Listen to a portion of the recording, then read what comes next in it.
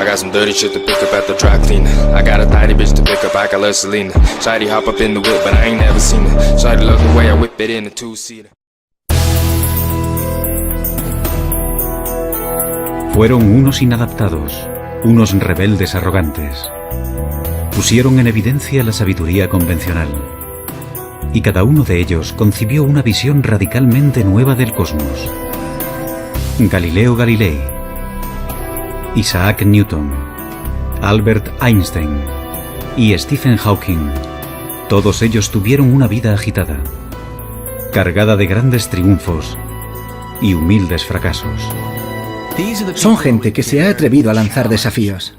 Suelen toparse con la oposición de algunos y no saben enfrentarse a eso. Había una especie de demonio que no les dejaba hacer otra cosa. Hay que tener un ego muy fuerte para decir, puedo resolver esto, descifrar una pequeña parte del universo.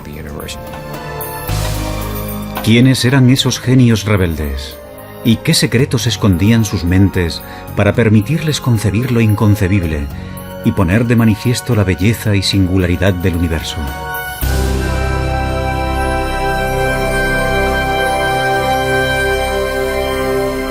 Mentes brillantes. Los secretos del cosmos. En la Europa del siglo XVI existe una certeza que las generaciones posteriores no podrán más que envidiar. Todo el mundo sabe que la Tierra es el centro del universo. Pero esa visión tan alentadora de nuestro mundo se está empezando a resquebrajar. Y uno de los principales causantes de ello es el autoproclamado genio Galileo Galilei. Galileo era un hombre engreído que tenía su carácter. Esa clase de persona que tiene amigos muy íntimos y muchos enemigos. Tenía un ingenio muy agudo, una mente privilegiada, y eso le permitió examinar algunos de los misterios más recónditos del universo. Ese científico ambicioso, demasiado seguro de sí mismo, le dará un vuelco al mundo, aunque pagará un precio muy alto por ello.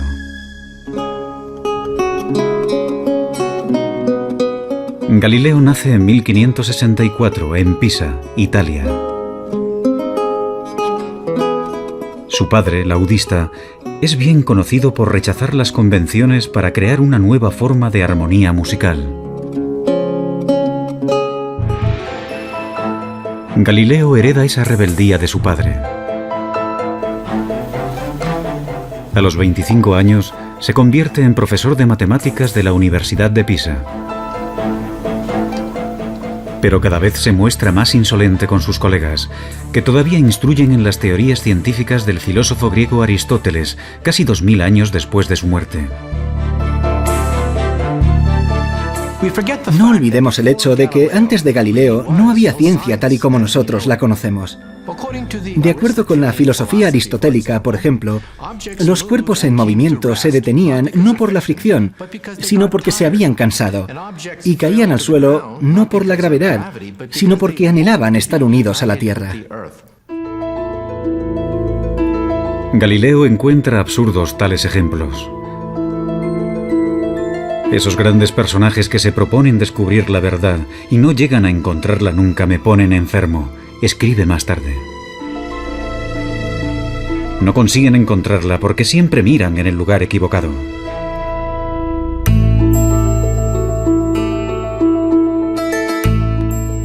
Galileo está a punto de frustrar una creencia milenaria. La intuición le dice que los cuerpos no se mueven por deseos, sino por leyes matemáticas que subyacen al movimiento. Y da un paso más allá que resulta impensable. Intenta descubrirlas por medio de experimentos, algo que poca gente había hecho antes. Comienza estudiando la caída de los cuerpos. A continuación, el físico Stephen Hawking. Galileo afirma que unas observaciones sencillas, como dejar caer unos pesos desde determinadas alturas, demuestran que las cosas no funcionan como habían dicho los antiguos griegos. Mucha gente debía de haberse dado cuenta de ello, pero habían llevado a cabo observaciones imperfectas. Por primera vez en la historia, Galileo empieza a establecer unas leyes básicas del movimiento, tales como el hecho de que la velocidad viene determinada por el tiempo y la aceleración. Una de las genialidades de Galileo consistió en reducir la aceleración de la gravedad. Se fabricó un plano inclinado para dejar caer por él una bola. De esa manera se podía observar claramente cómo un cuerpo coge velocidad a medida que desciende, así que él introduce el concepto de aceleración. A nosotros nos parece muy obvio y lógico, pero supuso un avance matemático clave, entender el movimiento en esos términos. Por ser el primero en utilizar experimentos, más tarde Albert Einstein lo llamaría el padre de la física moderna. Galileo abrirá el camino que después seguirán Newton y Einstein. La búsqueda de las leyes matemáticas que se esconden tras cualquier movimiento. Pero sus avances son lentos. No se publicarán hasta el final de su vida.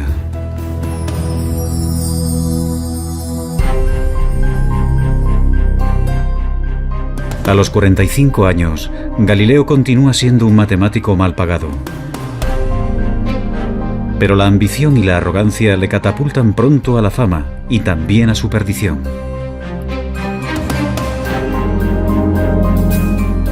En 1609, Galileo oye hablar de un catalejo, un aparato como de juguete que hace que los objetos distantes parezcan cercanos.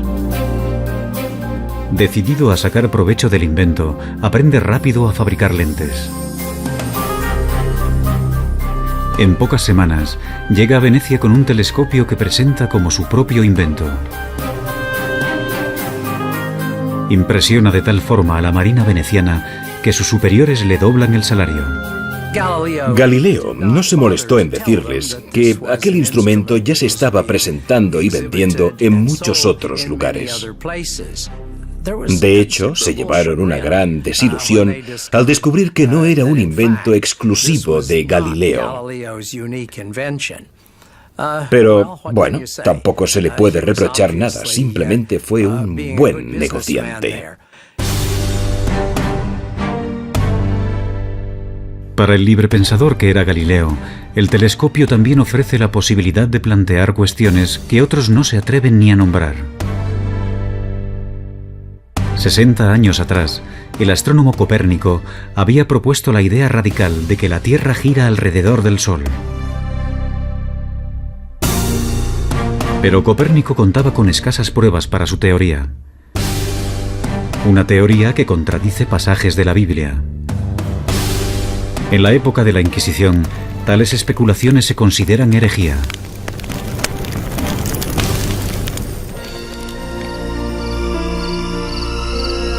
No obstante, Galileo no se detiene. Será el primer astrónomo que observará el cielo con un telescopio. Y ve el universo como nunca antes se había visto. Se siente fascinado por el hecho de que el telescopio pueda abrir mundos totalmente nuevos. Realiza dibujos y diagramas con la sensación de que no lo hace lo suficientemente rápido. Noche tras noche, Galileo se afana en su trabajo y realiza un hallazgo asombroso. Descubre 4 lunas orbitando alrededor de Júpiter. La prueba de Galileo de que no todos los cuerpos celestes se encuentran en la órbita de la Tierra sirve de gran apoyo para la teoría de que la propia Tierra podría girar en torno al Sol. Pero contradecir la Biblia es jugar con fuego.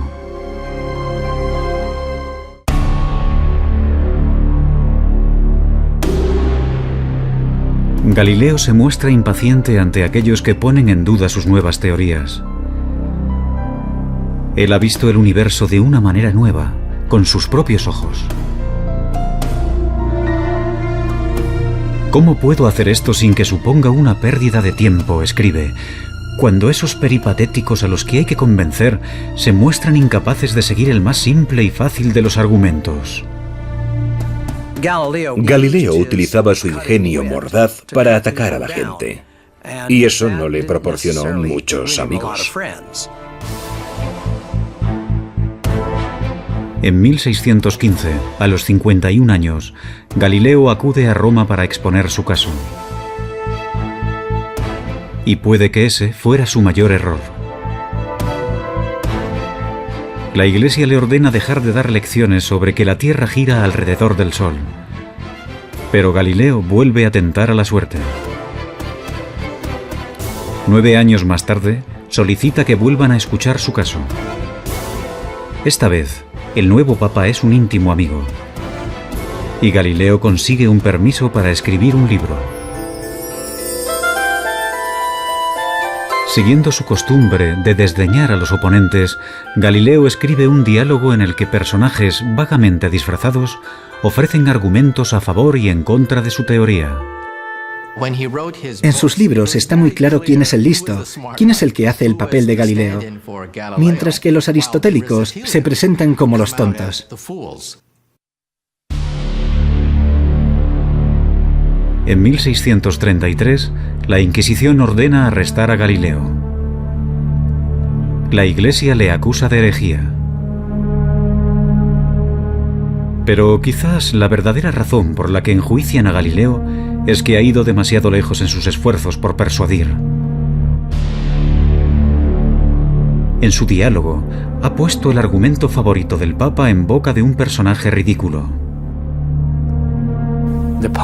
Gente cercana al Papa le advirtió de que en su libro Galileo había intentado que pareciera un estúpido. Y perseguir sistemáticamente a Galileo y mantenerle en arresto domiciliario para el resto de su vida fue una decisión personal del mismo Papa. En realidad no fue idea de la Iglesia, fue una decisión personal del Papa por una profunda ira hacia un amigo. Galileo espera un simple acuerdo. En lugar de eso, le amenazan con torturarlo. Rendido ante lo inevitable, se arrodilla y se retracta.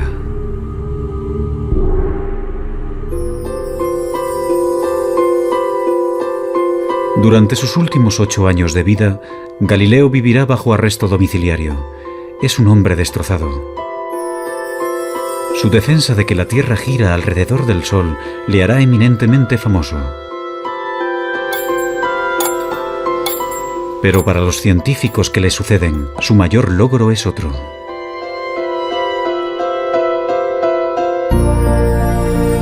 En sus últimos años de vida, escribe un libro con el que completa el trabajo iniciado de joven. En él, demuestra que es posible utilizar las matemáticas para analizar el movimiento.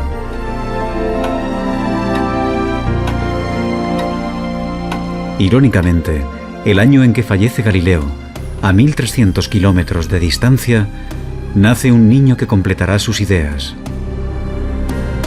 También será uno de los científicos más extraños de todos los tiempos.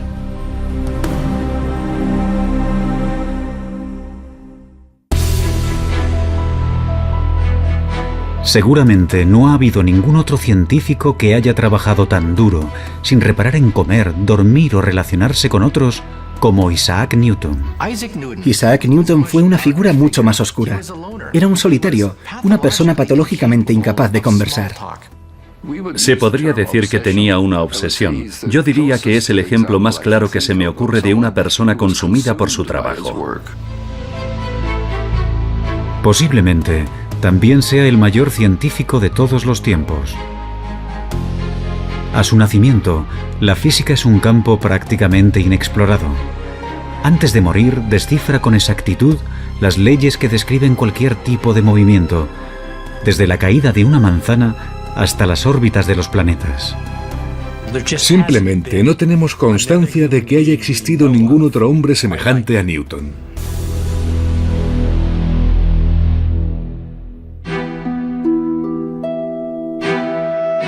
En 1642, Isaac Newton nace en un pueblo remoto de Inglaterra. La suya será una infancia desdichada. Su padre muere antes de su nacimiento, y con tan solo 3 años, su madre lo envía a vivir con una abuela severa y puritana. Cuando su madre se volvió a casar y lo dejó con su abuela, Newton se sintió traicionado y solo. Y yo creo que nunca superó aquello. Más tarde escribirá que, entre sus pecados de la infancia, se incluye amenazar con quemar a su madre y a su padrastro en la casa de estos.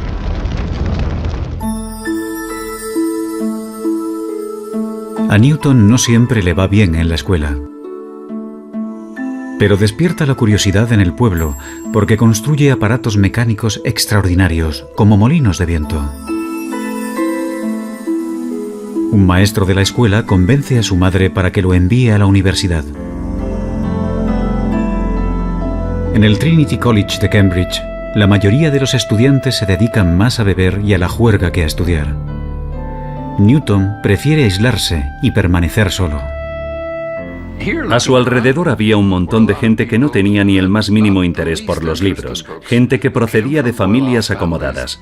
Debía de sentirse totalmente fuera de lugar, y sabiendo cómo actúan los estudiantes, supongo que lo consideraban el bicho raro. Newton es un puritano obsesionado con el pecado. Se autoimpone un estricto control emocional y sexual y lleva una existencia solitaria, monacal. Newton era muy diferente a Galileo, porque era la persona más reservada de la que hayas podido oír hablar nunca. No se molestaba en intentar hacer amigos, y le resultaba difícil relacionarse, simplemente se apartaba de la gente. En toda su vida no tuvo aventuras amorosas ni apenas amigos. Algunos estudiosos especulan sobre una posible homosexualidad de Newton. Otros opinan que quizás, simplemente, decidió que no tenía tiempo para nada que no fuera trabajo. Se cree que murió virgen.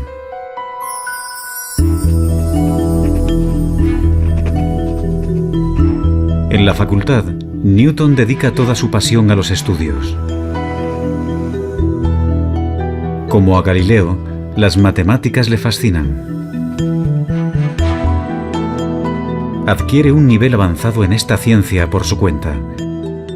Y después comienza a crear unas matemáticas nuevas para analizar el movimiento. Es él quien inventa el cálculo. Newton se siente fascinado por la manera en que el Sol sale y se pone, formando un arco completo. Una de las observaciones más brillantes de Newton fue el hecho de que cuando los cuerpos se mueven, su trayectoria se puede ver poco a poco, gradualmente, con un desplazamiento minúsculo de manera progresiva. Y cuando haces confluir este movimiento, obtienes espirales preciosas, obtienes elipses, círculos. Y no olvidemos que, al escribir sus notas, Isaac Newton estaba creando el cálculo al mismo ritmo al que lo aprenden los estudiantes universitarios de primer año. Si lo hubiera compartido con alguien, habría obtenido el reconocimiento de ser el mayor matemático de Europa. Pero Newton guarda sus descubrimientos para sí mismo. Prefiere trabajar en los detalles él solo.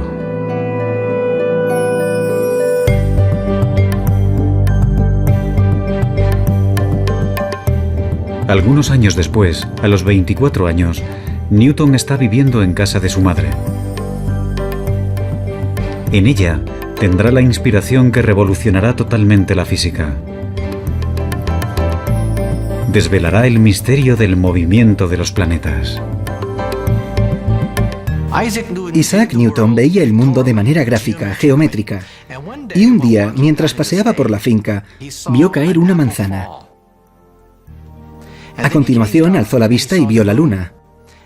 En ese momento se planteó la pregunta clave, la pregunta que resolvería el misterio de la esfera celeste. Si una manzana cae, ¿también cae la luna? Y entonces tuvo una de sus mayores inspiraciones.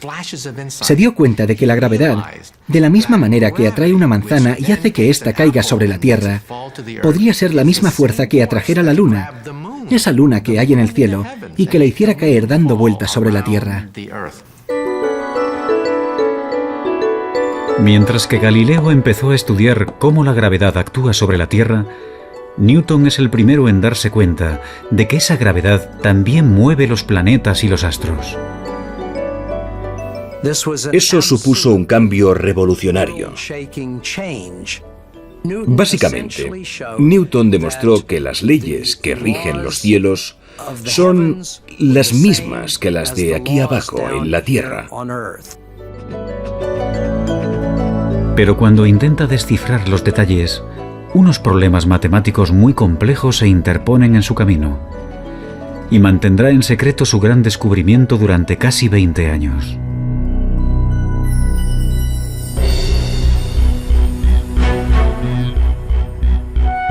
Pronto Newton se convierte en profesor de matemáticas en la Universidad de Cambridge. Sus responsabilidades docentes son reducidas y pasa las 24 horas del día investigando en el campo de las matemáticas y la física. Sus colegas no tardan en reparar en su genialidad, así como en su extraña y esquiva naturaleza. En 1672, gracias al invento de un nuevo telescopio, Newton es admitido en la Royal Society, la asociación inglesa de los científicos más destacados. Halagado, permite que publiquen un artículo brillante sobre óptica. No obstante, cuando el gran físico Robert Hooke, equivocado, pone en duda su teoría, Newton entra en cólera y amenaza con abandonar la asociación. Su reacción ante las críticas es casi siempre explicar cuidadosamente por qué lo que acaba de decir la otra persona es una completa estupidez. Tenía una personalidad extremadamente frágil. Como ha dicho uno de sus biógrafos, o mandaba o se enfadaba. Y pasaba mucho tiempo enfadado.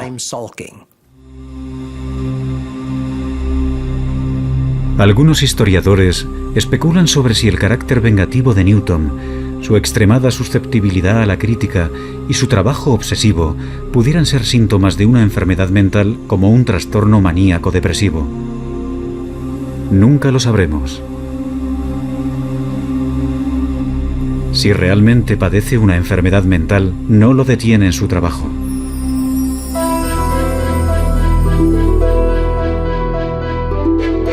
A los 42 años, le piden que resuelva un problema que mantiene desconcertados a los mejores físicos de Inglaterra. ¿Cómo describir matemáticamente la órbita de los planetas alrededor del Sol? Invadido por la inspiración, Newton se encierra en su cuarto y comienza a trabajar en su gran obra maestra. Como a Galileo, le guía una fuerte intuición. Ahora se dispone a descifrar matemáticamente las leyes de la gravedad, una tarea que había iniciado en años anteriores. Durante casi 2 años, no se comunica apenas con nadie. El único ejercicio que realiza es pasearse por la habitación. Dormía muy poco y se pasaba 18, 20 horas al día trabajando. Se saltaba las comidas. Solo escribía. Tenía el poder de sentarse en la silla y no distraerse, concentrarse, obsesionarse con un problema durante años, sin parar, hasta que lo resolvía. Al final, Newton reaparece con una obra maestra que transformará el mundo, Los Principia. Puesto que es un simplista inquebrantable, Newton se centra en los fundamentos básicos. Desvela cómo la masa interactúa con la fuerza, la inercia y la aceleración.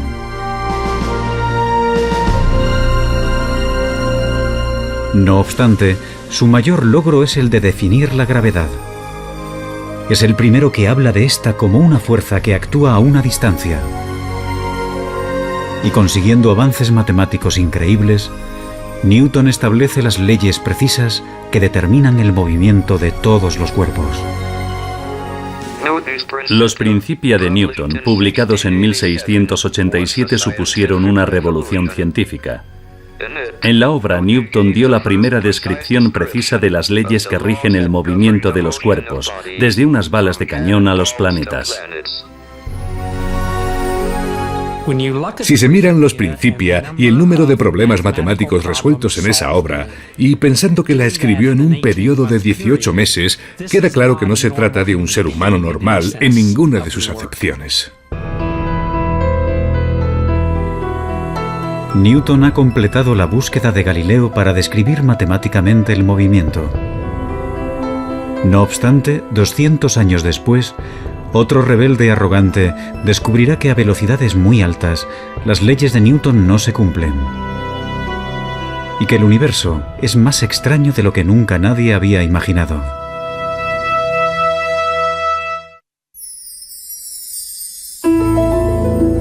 A los 16 años, Albert Einstein se plantea una pregunta muy simple. ¿Qué pasaría si corriera a la velocidad de una onda de luz? ¿La luz parecería estar quieta? Cuando vuelve a centrar su atención en esa imagen, menos de 10 años después, revoluciona nuestra concepción del espacio-tiempo. Le encantaba imaginar mundos que no existían. Y ese era su poder, ser capaz de ver físicamente en una imagen cosas que los demás no podían ver. El hombre que hace esos avances tan importantes es un catedrático distraído, un gran enamorado de la humanidad de ojos brillantes. Pero también es egoísta. Ha tenido 2 fracasos matrimoniales y confiesa de sí mismo ser un desastre en la esfera emocional.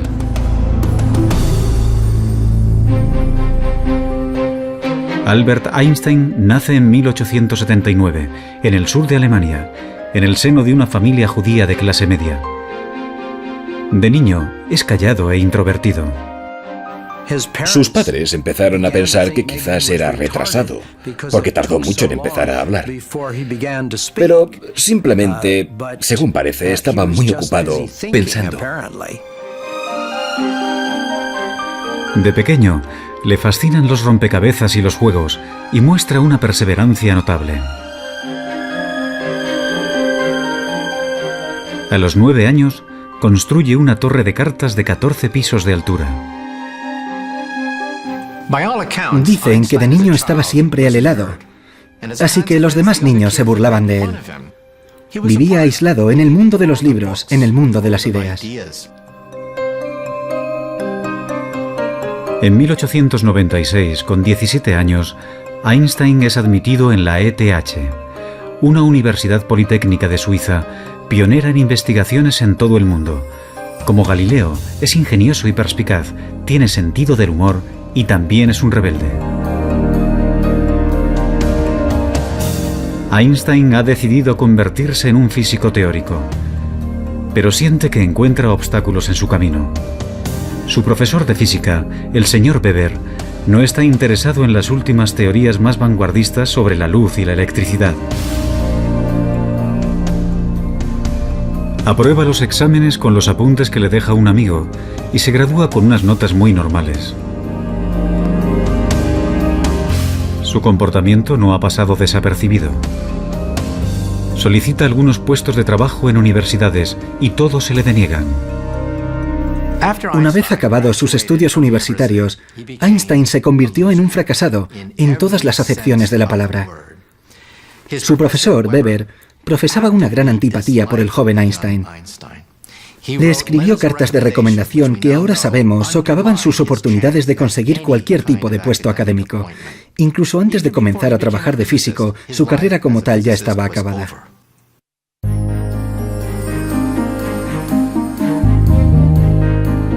Dos años después de abandonar la universidad, Einstein encuentra por fin un trabajo como empleado en una oficina suiza de patentes.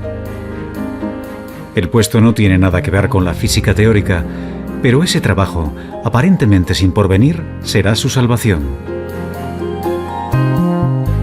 En Berna se establece como oficinista y a los 23 años de edad lleva una vida burguesa. Contrae matrimonio con Mileva Marik, una compañera de la universidad. Afortunadamente, el trabajo no exige demasiado esfuerzo y le permite dedicar tiempo a analizar cuestiones vanguardistas sobre física, tales como la naturaleza de la luz. Otros ya habrían tirado la toalla y habrían abandonado la idea de una carrera como físicos. Parece como si se tratara de alguien que estaba poseído por un demonio intelectual que no le permitía hacer otra cosa. Ahora Einstein vuelve a pensar en aquella sencilla imagen que le vino a la mente por primera vez en el instituto. ¿Qué pasaría si corriera a la velocidad de una onda de luz? Tanto Isaac Newton como Einstein tenían esa asombrosa habilidad para crear imágenes sencillas que hasta un niño podría entender y extraer de ello imágenes que cambiarían nuestra visión del universo. Según Newton, la velocidad de un rayo de luz debería mostrarse más lenta que alguien corriendo a su lado. No obstante, la luz no parece obedecer a las leyes de Newton. Einstein dice que un rayo de luz se aparta de ti a la velocidad de la luz. Por mucho que corras, nunca lograrás alcanzarlo. Por mucho que aceleres, aunque pises a fondo, el rayo de luz seguirá apartándose de ti a la misma velocidad. ¿Cómo es posible que no se pueda alcanzar un rayo de luz?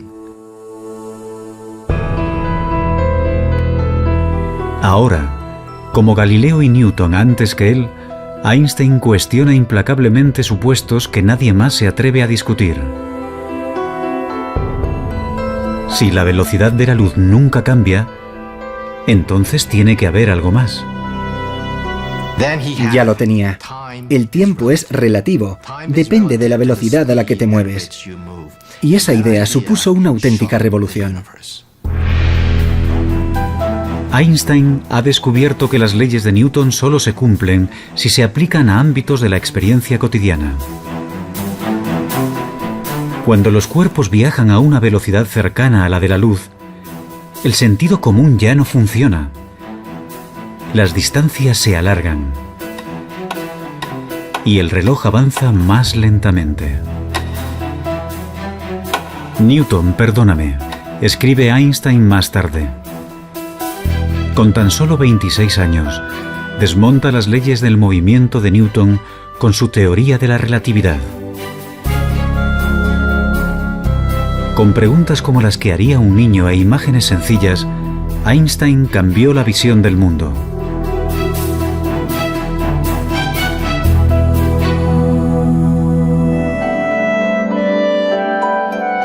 En 1907, Einstein aborda nuevos retos científicos. Pero unas cartas recién publicadas revelan un lado personal poco conocido. Mientras trabaja en su gran obra maestra, se encierra en sí mismo y sus más allegados sufren.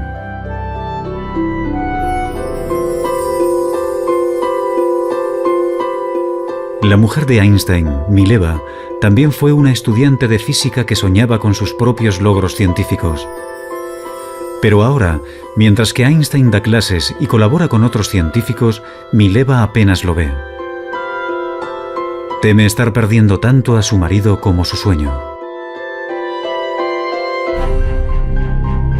Entonces, en 1914, Mileva descubre que tiene una adversaria en el ámbito sentimental, Elsa Lowenthal, prima de su marido. El matrimonio de Einstein está roto. Me encantaría tomarme una cerveza con Einstein, pero no le presentaría a mi hermana. Es como si las normas no le afectaran necesariamente.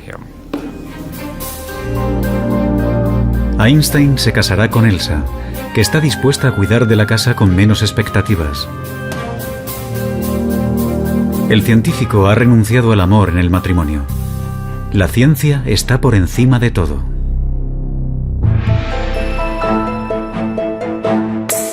A los 35 años de edad, Einstein está persiguiendo un objetivo que muchos físicos creen imposible. Su intuición le dice que debe de haber una teoría general de la relatividad, que también explique la fuerza de la gravedad.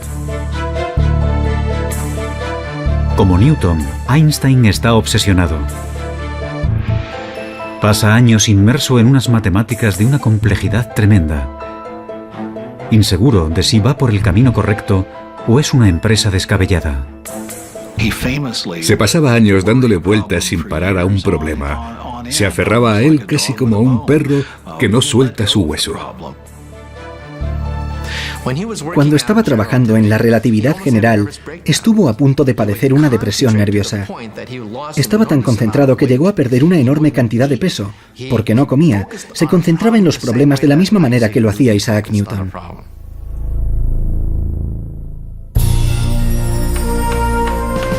Al final, en el otoño de 1915, Einstein se da cuenta de que lo ha resuelto. Su nueva visión es tan extraña que incluso a los físicos les costará entenderla. Demuestra matemáticamente que la masa y la energía curvan el espacio-tiempo. Un cuerpo inmenso como el Sol deforma tanto el espacio-tiempo que un planeta cercano se mueve a su alrededor con una trayectoria curva. Para Newton parecen atraídos por una fuerza. Pero eso es tan solo una ilusión. El mismo fenómeno se cumple en la Tierra.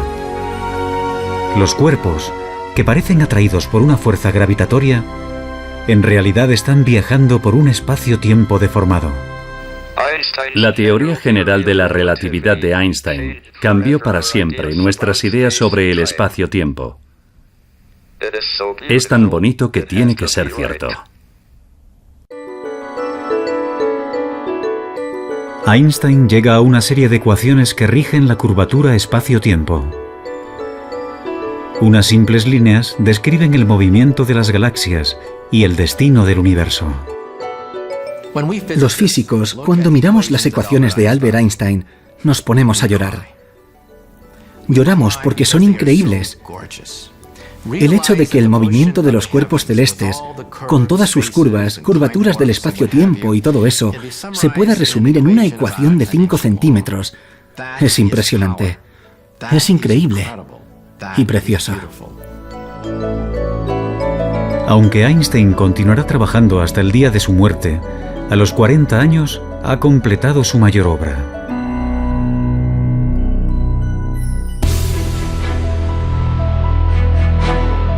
Galileo aplicó las matemáticas al movimiento. Newton perfeccionó esas leyes en el ámbito de la experiencia cotidiana. Pero la búsqueda de Einstein de una teoría más compleja reveló leyes que rigen todo el universo. Actualmente, otro rebelde brillante está intentando encontrar una teoría aún más amplia, una teoría que lo incluya todo.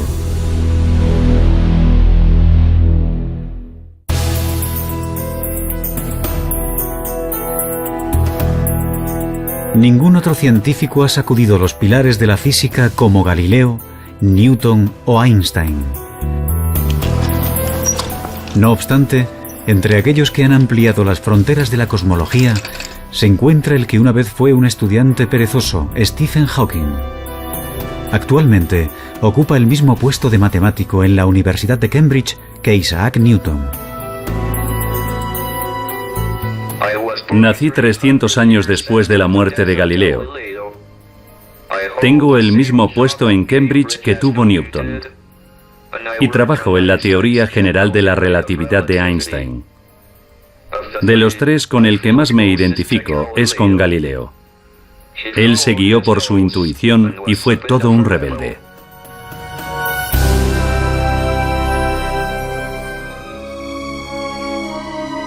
Stephen Hawking nace en 1942 en Oxford, Inglaterra. Como Galileo, Newton y Einstein, de niño se siente fascinado por cómo funcionan las cosas. No obstante, en la Universidad de Oxford, Hawking prácticamente no estudia nada. Confía en su extraordinaria facilidad con las matemáticas para ir aprobando. Hawking pasa la mayor parte del tiempo saliendo con amigos y con su equipo de remo. Desde luego, Stephen Hawking no era el tipo de persona que parece tener un destino brillante. En la facultad no era el más aplicado. Él mismo dice que durante toda su etapa como estudiante en Oxford trabajó en total unas 1000 horas, lo cual supone 1 hora al día de media. Hawking se muestra aburrido y apático. Según parece, para él no vale la pena esforzarse por nada. Pero está a punto de desencadenarse una tragedia que convertirá un intelecto aburrido en una mente apasionada. En 1962, Stephen Hawking inicia sus estudios de posgrado en cosmología en la Universidad de Cambridge. Pero algunos síntomas de su enfermedad empiezan a ser difíciles de ignorar. Un ligero defecto del habla. Problemas para servir una cerveza.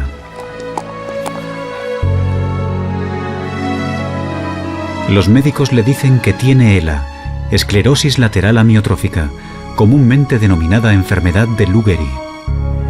Las regiones del cerebro que controlan el movimiento se le están atrofiando. Y no tiene cura. El estudiante de 20 años sabe que su cuerpo sufrirá una parálisis. Con el tiempo, los músculos respiratorios se le agarrotarán y tendrá problemas respiratorios. Los médicos le pronostican tan solo 2 años de vida. Hawking cae en una profunda depresión. Cuando le diagnosticaron la enfermedad, Stephen no esperaba vivir más de 1 año o 2. No parecía que valiera la pena ni acabar el doctorado. Pero inexplicablemente, la enfermedad progresa más lentamente de lo que habían predicho. Conoce a Jane Wilde, la mujer que se convertirá en su esposa, y encuentra un propósito en la vida. Soñé que me iban a ejecutar, escribe. De repente me di cuenta de que había muchas cosas que valía la pena hacer si me concedían un aplazamiento.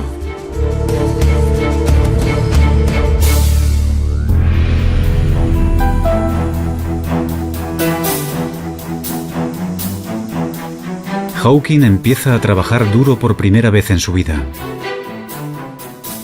Y para su sorpresa, se da cuenta de que le gusta.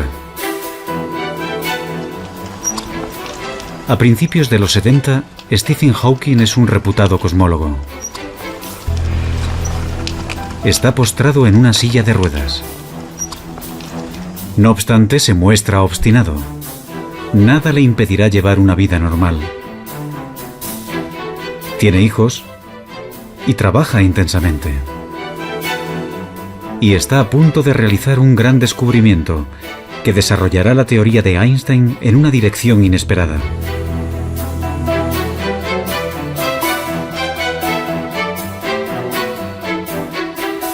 La teoría de la relatividad general de Einstein predice el movimiento de cuerpos muy grandes, como las galaxias, pero no puede explicar el comportamiento de las partículas subatómicas más diminutas, que son las piedras angulares del universo. Su movimiento solo lo predice otra teoría, llamada mecánica cuántica. Y para la frustración de Einstein y de cualquier físico, esas dos teorías parecen totalmente incompatibles. Pero Hawking tiene la fuerza suficiente para abordar lo imposible. Cuando Stephen Hawking estaba realizando su trabajo pionero, había 2 bandos opuestos que se odiaban. Nunca hablaban entre ellos. Por una parte estaba el bando de los conservadores más acérrimos, los que mantienen la llama de Albert Einstein ardiendo con fuerza. En el otro bando estaban los teóricos cuánticos. Estos se ocupaban del mundo de las partículas subatómicas, centenares, miles de ellas. Utilizaban unas matemáticas diferentes, un lenguaje diferente, tenían una visión distinta de la física. Y llega Stephen Hawking diciendo que va a intentar aunar los 2 bandos. Nadie había planteado algo así hasta entonces.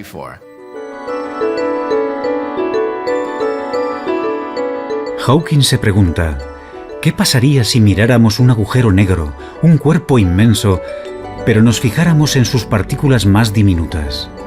Hawking, como Einstein, es extremadamente perspicaz. Tiene una intuición increíble para plantearse las preguntas clave y hacerlo del modo más adecuado. Los agujeros negros constituyen la predicción más extraña y radical de la teoría de la gravedad de Einstein. Teóricamente, cuando una masa se encuentra extremadamente concentrada, por ejemplo un astro comprimido en una bola de tan solo unos kilómetros de diámetro, el espacio de su alrededor se deforma tanto que la gravedad impide que algo se escape. incluyendo la luz. Un agujero negro es una región del espacio donde la gravedad es tan fuerte que la luz no se puede escapar. Es como una membrana de una sola dirección.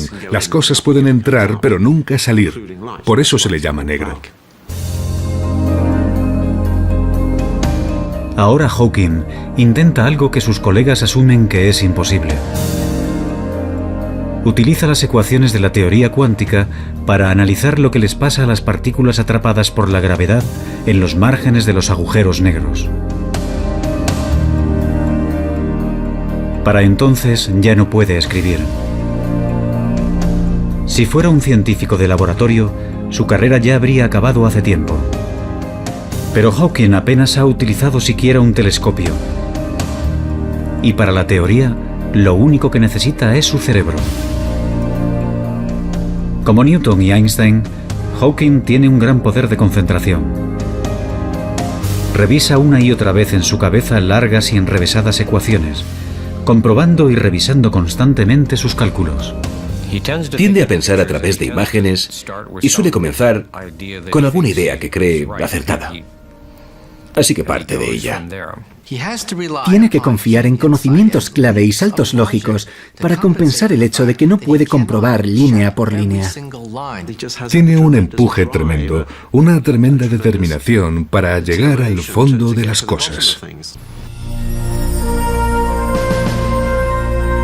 Los resultados que obtiene dejan a Hawking estupefacto. Los agujeros negros no están completamente aislados del resto del universo, tal y como se pensaba hasta entonces. Sus márgenes emiten unas diminutas partículas, ahora denominadas radiación de Hawking. Los argumentos son tan convincentes que ahora todo el mundo está de acuerdo en que los agujeros negros tienen que emitir radiación de Hawking. La radiación lleva consigo energía y masa, de manera que el agujero negro se va desvaneciendo poco a poco hasta desaparecer. Hawking ha demostrado que, como el agua en ebullición, los agujeros negros se van evaporando lentamente. Y no menos importante es su descubrimiento de que hay un caso en particular en el que la relatividad general y la teoría cuántica se pueden combinar con éxito. Mi descubrimiento de que los agujeros negros no son completamente negros, sino que brillan como los cuerpos incandescentes, fue el primer ejemplo que depende tanto de teorías a gran escala como de otras de escala más reducida. Cuando se publicaron los resultados fue precioso. Fue una sensación muy agradable. Solo hablar de ellos era como saborear un caramelo en la boca.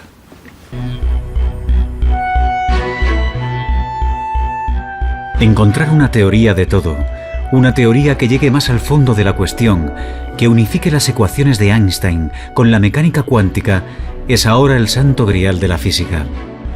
Eso explicaría el origen del universo. Y Hawking ha creado nuevas esperanzas de que el rompecabezas definitivo se pueda resolver. El descubrimiento que hace Hawking sobre la radiación de los agujeros negros ha sido una pieza importante del rompecabezas, aunque todavía no sepamos cómo es el definitivo.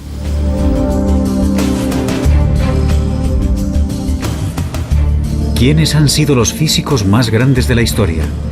Unos patitos feos, rebeldes y distraídos, consumidos por una profunda intuición y sin temor a cuestionar los supuestos básicos más aceptados por todos.